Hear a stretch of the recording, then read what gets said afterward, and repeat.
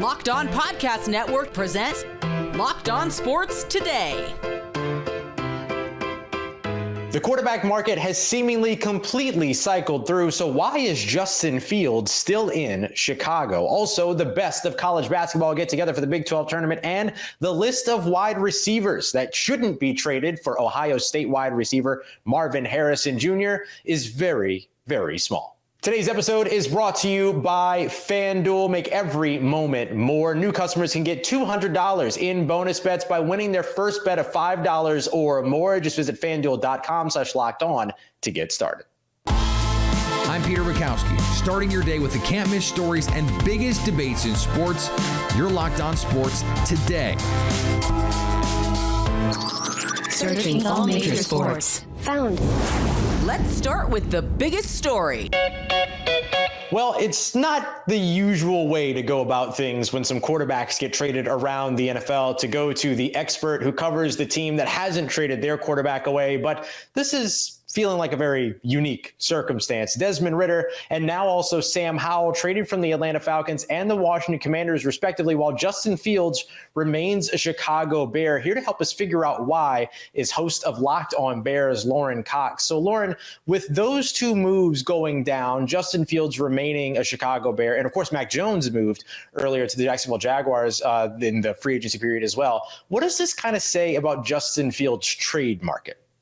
Yeah, I think it reflects a lot on what the Chicago Bears are doing from a process standpoint, that they're not rushing into this. They're not in a hurry to move on from Justin Fields. And all the reporting has been that they haven't been seriously engaging in trade talks. And that doesn't mean they haven't been listening to trade talks or having some conversations about it. But like, I don't think they've gotten to that point where it's like, all right, can we get like the negotiation? Can you offer a little bit more here? Can we throw in this? Can we kind of make a deal happen there? It's been much more cursory, much more exploratory in that fashion, because they are still going through the process of, making 100% sure that they want Caleb Williams and checking every little box, crossing every T and dotting every I. And so I think if the trade market for Fields had been robust, maybe they would have traded him by now. If someone came and made them an offer they can't refuse, I think they'd say, all right, he's yours. But if the offers haven't been what they were hoping for or what they were looking for or enough to really get them excited right away, then I think they can look at it and say, we're going to be patient with this and make sure that we do it at our speed, not at the speed that everybody else, all the other teams want to get their quarterback decision done. Maybe we're just not quite ready to jump in unless we really had a big incentive to do so. Yeah, and it feels like the Jacksonville Jaguars, the Arizona Cardinals, as well as, the other teams that these players have all been moved to, the Seattle Seahawks as well. It doesn't feel like any of them were ever in the early conversations as a potential landing spot for Justin Fields. Are there still places where you could see the Chicago Bears, if they do decide 100% they're going with Caleb Williams and want to trade Justin Fields, are there still destinations maybe where that could take place? The amount of destinations is dwindling quickly because it's really the amount of destinations where Justin Fields could be a starter or compete to be a starter. That's really the key here. I think if the Bears reach a point, or if the market reaches a point where his only destination spot is backup quarterback, like Mac Jones has been traded for, like in that kind of capacity, and certainly, Sam Howell is not going to beat out Kyler Murray. You know what I mean? Like those are backup quarterback type trades. Then I think it opens up a whole realm of possibilities that I think a lot of teams would love to have Justin Fields as a backup quarterback at a backup quarterback trade value, not a starting quarterback trade value. So I think the Bears are still holding out with that. And to sort of answer the question more directly, the one job that's still wide open is the Denver Broncos. I've heard that the Denver Broncos haven't been that interested in Justin Fields, but when all your other quarterback options start to dry up, when Kirk Cousins goes somewhere, Russell Wilson obviously left them, but when all these other players sign elsewhere, or these other players get traded elsewhere, maybe we get to draft day and that quarterback doesn't fall to Denver at 12. Is that when they say, you know what, maybe we weren't hot on Fields right away, but now he's become our best option. We have to go make a deal. Like it's either that or one of these teams that has addressed the quarterback position in some way, but maybe would add Fields on top of that. Like the Raiders with Gardner Minshew. Like no one's saying Minshew's the guy, but he could be, but that wouldn't stop you from potentially trading for Justin Fields, or any of these teams that signed a quarterback to a 1-year deal like Drew Lockett with the New York Giants. Like you could still add Justin Fields to that quarterback room, but it starts to get a little bit messier there too. And it does start to feel like more and more like maybe trading to a team as a backup is where this ultimately ends up as the most likely outcome, but doesn't mean that, like, I don't think the Bears are married to one outcome here just yet. I think they're open to however this might play out. Is there an opportunity, or is there a chance that we see the Chicago Bears indeed draft Caleb Williams at number 1, the quarterback out of USC, but then maybe don't worry about necessarily being in a rush to make a move around Justin Fields until either at the trade deadline, where maybe some injuries could potentially set in, teams are a little bit more desperate as they might be a quarterback away, or maybe even carrying this into next offseason? That's the trickiest part here, because we've heard Bears general manager Ryan Poles say, if they do move on from Justin Fields, the quote from him is like, we want to do right by him. Now, What that looks like is, it could be anyone's definition, but it doesn't feel like, hey, we're going to make you deal with the Caleb Williams noise and quarterback controversy while you're sitting on the bench, or however they want to play that out. Like, that doesn't feel like doing right by Justin Fields, but at the same time, the Bears do have to put the team first in that regard, and they can still try and do as right by Fields as they can, but at some point they got to do what's best for them first and foremost. So I think it's not out of the question that come draft day, Justin Fields is under contract by the Chicago Bears and they draft Caleb Williams number 1, and then you figure it out from there. Stay up to date all year long with the Chicago Bears by subscribing to Locked On Sports Today and Locked On Bears wherever you get your podcasts and on YouTube. Thanks for making Locked On Sports Today your first listen. Coming up, the Big 12 tournament has a few surprises in store for the Big Dance. Before we get to that, a few quarterbacks who saw the field a lot last season will be seeing it again for a different team this season. Did you know that even if you have a 401k for retirement, you can still have an IRA? Robinhood has the only IRA that gives you a 3% boost on every dollar you contribute when you subscribe to Robinhood Gold. But get this, now through April 30th, Robinhood is boosting every single dollar you transfer in from other retirement accounts with a 3% match. That's right, no cap on the 3% match. Robinhood Gold gets you the most for your retirement thanks to their IRA with a 3% match. This offer is good through April 30th. Get started at Robinhood.com/boost. Subscription fees apply. And now for some legal info. Claim as of Q1 2024, validated by Radius Global Market Research. Investing involves risk, including loss. Limitations apply to IRAs and 401ks. 3% match requires Robinhood Gold for 1 year from the date of the first 3% match. Must keep Robinhood IRA for 5 years. The 3% matching on transfers is subject to specific terms and conditions. Robinhood IRA available to U.S. customers in good standing. Robinhood Financial LLC, member SIPC, is a registered broker-dealer.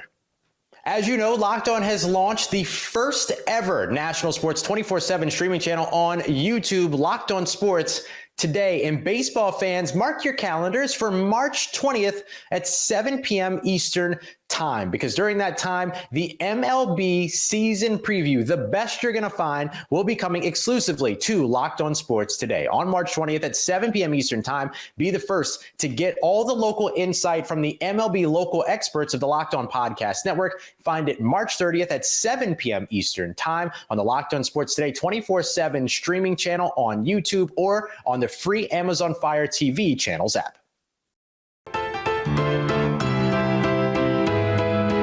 From one Washington to the other, the Washington Commanders are trading quarterback Sam Howell to the Seattle Seahawks. First things first, conversation turns to the Washington Commanders giving up, quote unquote, on Sam Howell. And I will tell you this, that it's not as simple as whether or not this Washington Commanders staff sees potential in Sam Howell. I'm going to tell you right now, I think the bottom line is, at the end of the day, the reason he was traded, and we will get the opportunity to ask Dan Quinn about this at the league meetings at the end of the month here, he was traded because this team knows they're bringing in a new quarterback, whether that's Jane Daniels, Drake May. I don't know. Justin Fields is still out there, so we'll see. Whoever this new quarterback is going to be, they just didn't want the incumbent starter to be there. Like, Sam Howell was the starter last year. Not only was he the starter last year, he was the starter for all 17 games. Now, granted, he was supposed to not be the starter for all 17 games, but he still became the starter for all 17 games. And it is not unusual in the National Football League for teams to push the former starter out once the new starter comes in. Quarterback Desmond Ritter once said that he did not intend to leave Atlanta until he brought the Falcons a Super Bowl. Well, on Thursday, the Falcons decided it was time for him to leave, Super Bowl or not, and traded him to the Arizona Cardinals. given the response by the veterans on his team and the guy, specifically Kyle Pitts, like you can tell that they were itching and just waiting for a veteran quarterback, somebody who knows what the hell he's doing when he's under center. That's all everybody in this locker room feels that they need. And I think that there's not a shot at Desmond Ritter. It's just, hey, he's a young quarterback and he has to develop, and he just wasn't going to develop quick enough for this team. It's specifically how they were built, how they've been built over these past few years. So I think it made sense for them to get to trade him to the Cardinals. And then when you think about what they got in return for him, Mondale Moore, like, I think these wide receivers are going to look a little different this year. Even during the legal tampering period, some teams just figure out how to break the rules. The NFL plans to investigate the Falcons and the Philadelphia Eagles for improper contact with players during the legal tampering period. During that time, teams are allowed to talk to players' agents, but not the players themselves. But it seems as though the Falcons and Eagles might have missed the memo there. Eagles general manager Howie Roseman, according to Penn State head coach James Franklin, was in contact with Saquon Barkley to sell him on the connection between the Eagles and the Nittany Lions. Meanwhile, quarterback Kirk Cousins told on the Falcons during his introductory press conference with what he said on Wednesday.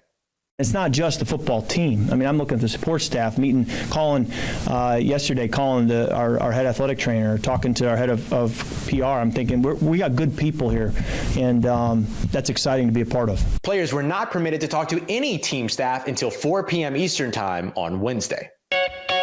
Well, he's standing in front of a baseball stadium right now, but there is no better destination for Big 12 basketball than our friend Drake Toll over at the Locked On Big 12 podcast. Drake, as we take a look at the Big 12 tournament that is, ongoing before the March Madness all sets in, we know that the Big 12 has sort of been the marquee conference across the college basketball landscape. So how does the Big 12 tournament itself sort of solidify the Big 12 standing as the toughest college basketball division? Well, Ross, I'll segue. I got the Savannah Bananas behind me who are playing in Baton Rouge this weekend, but TVs all in front of me in the press box have the Big 12 tournament on.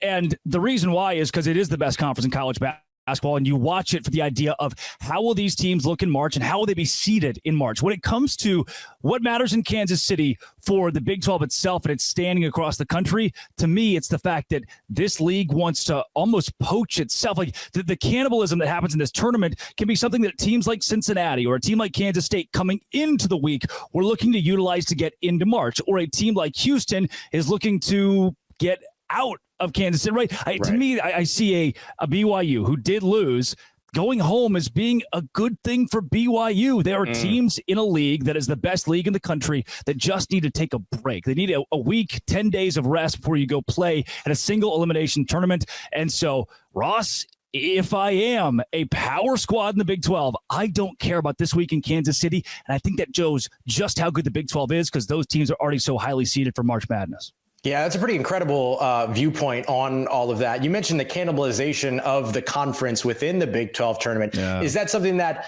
maybe sours the tournament itself, or is it just a part of existence when it comes with being the best conference in college basketball? Oh, it absolutely sours the tournament. Look at the SoCon tournament. You go there, that matters. The Sun Belt tournament, that matters. The MVC, those teams are competing for a place in March Madness. In the Big 12 tournament, where I already know we've got 9 teams locked in, at least 4 or 5 of those are saying, look, we're already a 1 seed, a 2 seed, a 3 seed. We're happy where we are. Why extenuate ourselves? Risk an injury. Try to win an extra game when it just doesn't matter in the long run. So it dilutes the product you get in Kansas City.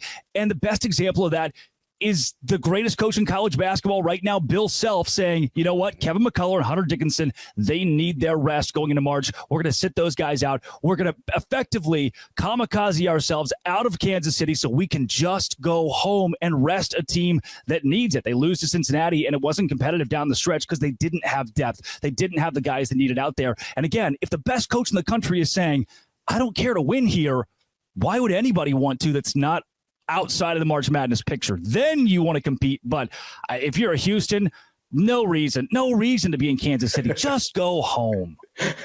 Speaking of Houston, I mean, undeniably, we're going to be looking at them as a number 1 seed in the NCAA tournament. Just how impressive has their run been so far this season? They're an NBA team.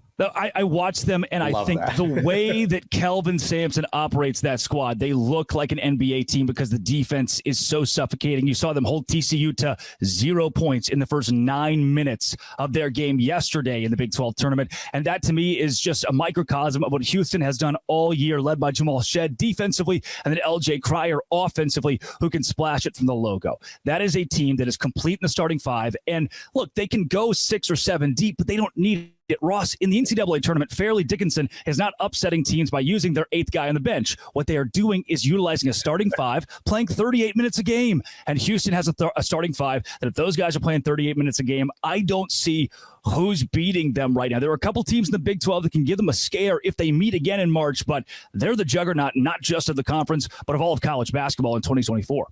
Stay up to date all year on the Big 12 Conference by subscribing to Locked On Sports Today and Locked On Big 12 wherever you get your podcasts and on YouTube. Coming up, there aren't many players that shouldn't be traded for a chance at Ohio State wide receiver Marvin Harrison Jr. Say goodbye to busted brackets because FanDuel lets you bet on every game of the tournament. Whether you're betting on a big upset or a 1 seed, it's time to go dancing on America's #1 sportsbook. Right now, new customers get $200 in bonus bets if your first $5 bet wins. That's $200 that you can use on point spreads, money lines. You can even pick who's going to win it all. And right now, the odds for who will win it all have UConn on top. Right now, FanDuel has the Huskies at plus 480. Houston is at plus 650. Then Purdue at plus 750. Then there's a gap before you get to Arizona and Tennessee at 14-1. But what about an interesting value pick, you ask? How about Kentucky, currently at 25-1? The Cats can score on anyone. Just visit FanDuel.com/lockedon and bet on college hoops until they cut down the nets. As the old adage goes, a bird in the hand is better than 2 in the bush. But when it comes to NFL roster building, it's easy to see teams get excited about looking for young, cheap talent. That's part of the reason why Brian Peacock and Matt Williamson said that there are only 2 current NFL wide receivers that they wouldn't trade for a chance to draft Ohio State wide receiver Marvin Harrison Jr. If I'm the Cowboys, I would trade CeeDee Lamb straight up for Marvin Harrison Jr. because of finances. For the likelihood that he's as good or better and you're getting him cheaper. Yeah. I'm not sure the Vikings or Bengals would. You know, like that could be a fun conversation too. Absolutely. And it's theoretical too, because a lot of it would be so hard to do. And teams would make the wrong decision because it's such a difficult decision. Yeah. Whereas fans or us being detached from those teams would be like, yeah, this thing, A is more valuable than B. So you do it. And that's not always the consideration for teams. Like as awesome as Jefferson is he $25 million in cap space and 4 years of football experience worth more than Harrison? That's a question. You know, I'm not saying it's yes or no, you know, right. Wow, that's interesting. Yeah, I didn't really think about that. Just because he's such a prospect, you know. Would you try to just say, okay, we're going to flip Justin Jefferson for Marvin Harrison? Right. Right. And maybe Arizona's got tons of cap space and says, okay, I'll do that. Sure. Yeah. You know what I mean? He's really good. I'll take him. Interesting. As much as I appreciate the sentiment of 2 LSU Tigers being the 2 receivers that Brian and Matt wouldn't want to move on from for a chance at Marvin Harrison, I've got another layer that I'll dig into here. One of the reasons why I would have a hard time moving on from a superstar wide receiver, or honestly even a star wide receiver in the NFL for a chance at a player that could be a star or could be adequate or could be less than adequate in the NFL draft, is because I've seen the guys at the NFL be stars in the league already. I don't have to hope that things pan out. I get it. Marvin Harrison Jr. is supposed to be the next big thing at wide receiver, and more than likely he's going to be. That's the pedigree of Ohio State, at least. However, how many times have we seen the players and the teams that oftentimes try to invest early in these generational players, quote unquote, simply fall flat on their face? Is it worth the risk to do that when you've already got the wide receiver that is the star, that is the superstar, or even is the budding star on your team in some cases around the league? So I might actually have a list of 4 or 5, 6 or 7 wide receivers that I'm not sure I would move off of for a sake at taking a swing at a ball that may or may not be there in the first place. Like, let's not forget that too. I might want to make that move and make that trade, but what if if I make that move and then somebody also leaves me to grab that guy? It's not the best situation to be in. And this is one of the things that's so tricky about the NFL and sort of the relationship between NFL decision makers and those that cover the decisions that are being made.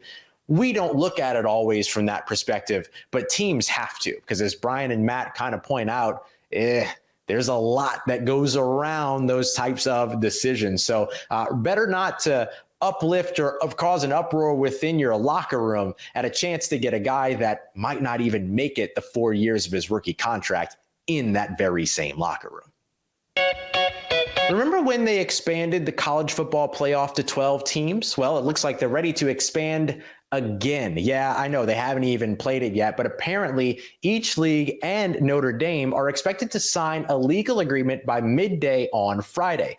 The agreement will codify the further financial separation of the expanded Big Ten and the SEC from everyone else in college athletics. Now, the group of 5 commissioners have been in a difficult negotiation with very little to no negotiating power, but sources indicate that they won't choose to be excluded from the college football playoff. So that means college football will continue to be the land of the haves and the have-nots for the foreseeable future. But we will get more playoff teams, so yay?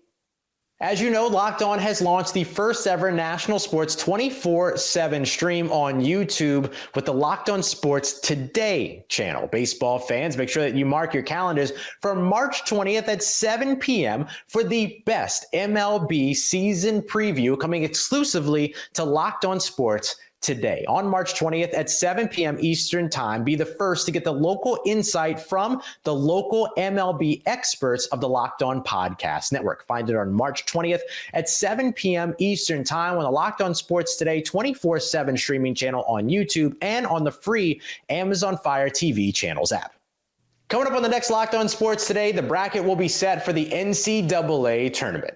So at least until tomorrow, stay locked on sports today. Locked On Podcast Network presents Locked On Sports Today. For more episodes of Locked On Sports Today, go to our video on demand. Click on sports at the top of your screen. There, you'll find past episodes of Locked On Sports Today, plus other Locked On shows on demand.